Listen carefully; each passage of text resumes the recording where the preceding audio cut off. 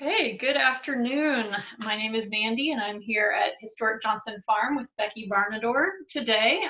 And as you'll soon find out, Becky has a close relationship with the farm and especially with Leander Johnson. So I'm just going to be talking with her today, and I thought it might be interesting for you all to learn a little bit more about the Johnsons. So, Becky, how did you come to know Vernon and Leander Johnson? Tony and I met Vernon and Leander when Tony taught at rugby, and we had two Irish setter dogs, and we would take them walking over in the woods across the street. And Vernon and Leander would be out walking, and so we would just chat with them, and they were always real interested in what was going on with the schools and in our lives, and they loved to see our animals. And we actually ended up moving to the farm in 1978 when Leander's brother Vernon passed away. Vernon died in March of 1978, and Leander was left alone here at Johnson Farm in the big red house, all alone, and he was very lonely. Okay, so what was it like living in the house? It was so unique. The way we actually came to be here, I was expecting our first daughter, Julie, and we were living in a little apartment up on Highway 191, and all of a sudden this letter arrived in the mail from Leander, and he mentioned to us that he knew that we were having a new baby, or that we had a new baby, and he wondered if we might be interested in moving to Johnson Farm into the big red brick house, just to be a presence here, because he was so lonely after Vernon passed away. And it just came out of the blue suddenly. In fact, I was in the hospital having Julie when we got the letter from Leander. To make a long story short, and I could get real wordy about this, and I'll try not to, but to make a long story short, we ended up moving into the big brick house in September of 1978 to be a presence here with Leander. He made it very clear that he did not expect us to take care of him, that if we did not get along happily, that he could ask us to move. He just was so lonely and so, just, I guess, in need of that human touch, because the farm had been a bustling farm for so many years, a boarding farm, and then after that ended in the late 50s, Vernon and Leander were here together, and they were both bachelor brothers. They had never married, so their relationship was so close. And when Vernon passed away, Leander was just devastated, and I think the loneliness that he felt was just overwhelming. And we moved here, and we were actually here until he passed away in 1987. Our second daughter, Sally, was born here 3 years after we moved to Johnson Farm, and honestly, it was the most wonderful experience, I think, of our lives. It changed our lives. Just to clarify, Leander did not live in the house with you, right? He did not. He lived in the house originally. When he contacted us, he was living in in the Big Red farmhouse. His brother Vernon lived in a little cottage down below. And so Leander's idea was to let us come and live in the farmhouse. And he moved into Vernon's little one-room cottage, which was just right down the pathway from our house, or from his house, the big red brick house. So it was a great setup where, you know, we were always out and about with him and checking on him, and the relationship that we developed with him through the years, I'm telling you, it was just, I can't even express it. It was a life-changing relationship. You've kind of touched on this, but did you see him every day? I know you've told me before that you would take him to the store, or Tony would take him to the store. What was it, once a month or? We did see him every day. Leander, now we were very respectful of his privacy. He was respectful of our privacy, but we became like family, so it was like just existing in a family relationship. He came out early in the morning and fed the birds and the squirrels. He had a path that he followed every day. And of course, we would see him out and about. Tony would go down and check on him. The girls and I would be out. He would come out. And we would talk. At that time, a lot of groups would come over from rugby especially, and from some of the other schools to visit Leander, because they had left the farm to Henderson County Public Schools. So he had a lot of visitors, but we spent a lot of time sitting out on the porch with him and talking, and we had our 2 Irish setters here. And he just loved them, and of course they loved him, and they would, you know, he would pet them, and it was just a great relationship. It sounds like it. So you all lived in the brick house. He lived in the cottage. Were any of the other historic buildings that we have here, were any of them used for anything? The smokehouse was used. That is where Leander stored his groceries, in the refrigerator, in the freezer, and then there were some shelves in there that he used. And Tony, my husband, would take Leander to the grocery store about once every 3 months. They would hook the trailer to Tony's Jeep. Tony had a green Jeep. And they would attach that trailer, take off to Ingalls. Leander had a list for himself and a list for Tony. And they would each take a buggy, go through Ingalls and fill those buggies up. Leander planned all of his meals.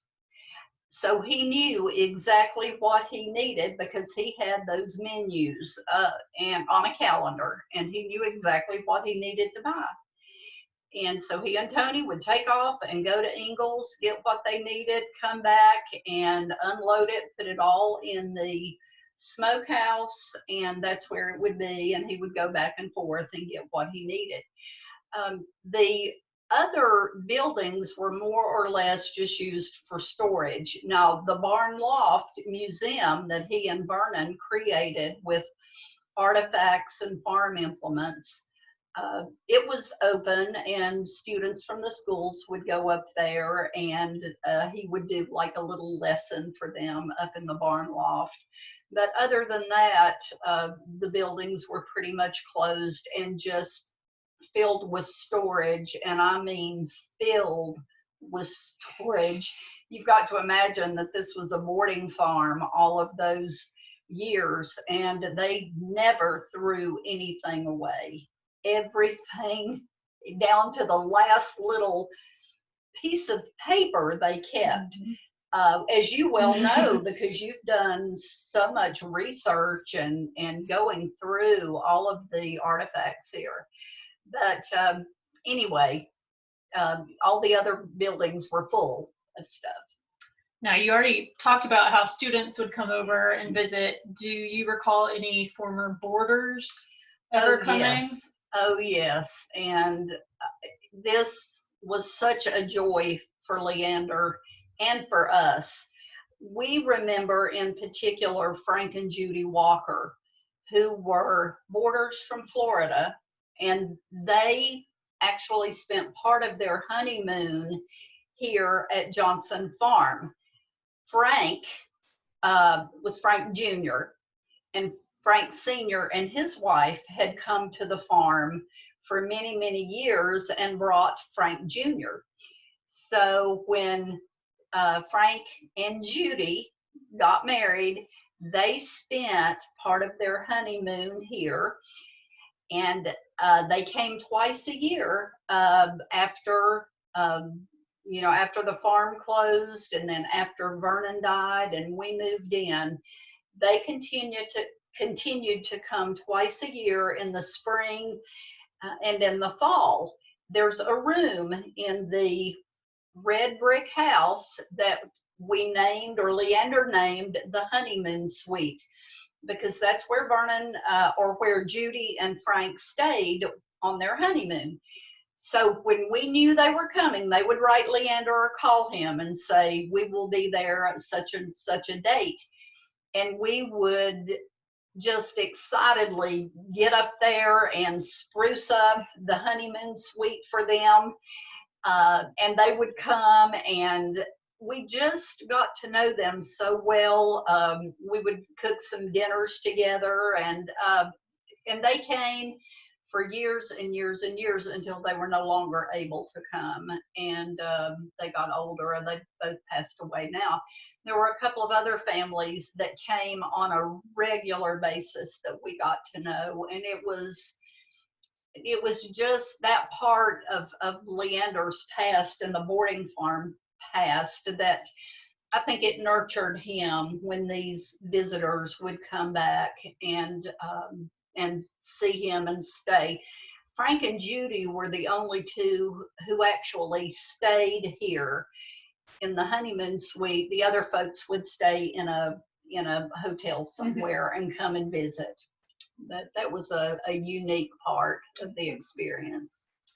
So it's my understanding that when Vernon died, his will had said that Henderson County Public Schools would take over. Was it once Leander died, or Yes. was it? Okay. Yes. So then once Leander passed away in 1987, I assume you all moved out, and that's when the school system started fixing up the house to make it a museum? Actually, yes. Well, the school system had to come in and do some work to the brick house before we could move in. But this work was making it livable for a family with children. And that meant insulation and some paneling, some carpet on the floor. And of course, this was not historic. It was really a historic building, but with It wasn't everything on that the register of historic places. not at that time. So anyway, after Leander's death, we moved across the creek, which is walking distance from the farm. We were given some land. Leander actually got to see us start our little home over on our property before he passed away, and he helped us actually do some work on the house before he died. We started the house in I think June of 80. I think it was of 86. He passed away in January of 87. So he had 6 months of seeing us work and plan, and he was so happy. And the plan was of course, Leander, we were just taking our time on building our home over there. And the hope was that Leander would be here for many years, but he did. I think after he knew that we were settled and building our home, he passed away. I think he passed away with a real peace, because that was something that he really wanted us to have. Now, to get back to your question, as I said, I can be really, really wordy, but after we moved, then yes, grants were written and lots of things were done to take the farmhouse back to its original state. And at that time, in '87, it was placed on the National Register for Historic Sites. And it now is very much like it was when it was built back in the 1800s. So do you have any favorite memories? I know you've shared a lot of memories, but any specific instances or events that happened with Leander that you'd like to share? I do. There are so many. I think one of the happiest memories is that on Sunday afternoons, many Sunday afternoons, we would all pile into Tony's Jeep and go into the woods and hike or walk. We picked a spot that we could all, walk in easily. Leander was in good physical shape. He had some arthritis in his hips and so forth, but we all took our walking sticks and took off and would have just great walks. And he could name every plant, every flower, I don't care what it was, but he was very unassuming. And he would always start by saying, now this may be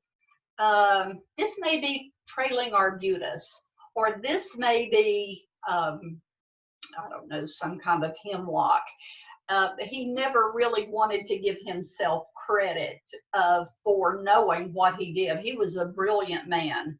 His mind was so amazing, and he had actually gotten a degree from A&M University, which is now NC State.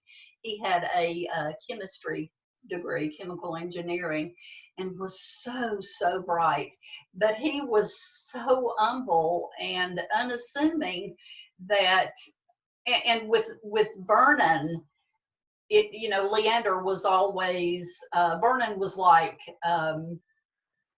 I guess I want to phrase this right. You've heard the song Wind Beneath My Wings. That was the relationship they have. And Leander always deferred to Vernon because Vernon was the one who knew. Vernon was older and he knew everything. And Vernon knows better than I do about that. But that's one great memory that I have. Another one with our girls is they love to go down and have coffee with Leander. Leander made his coffee with carnation milk, canned carnation milk, instant coffee, powdered coffee, and lots of sugar. And he would heat it up, and then he would put it in these little teacups for the girls, and they would sit there and have their coffee together. And that was just, that was a really special memory. I think one thing that just filled his soul the most was the fact that both of my girls called him Papa. And he just loved that. And he said that he and Vernon had seen children throughout their lifespan when they had the boarding farm for many, many years, but he had never seen children grow from infants like he saw our girls grow. And he loved that. And that's another wonderful memory. And I know he did, because he saved every Father's Day card that you and the girls would give to him. He saved baby pictures of theirs that I found. So he definitely loved you all. Yeah. Well, thank you so much for sharing. And hopefully soon we might share some more memories, maybe some pictures as well. But I'm going Absolutely. to go ahead and turn this recording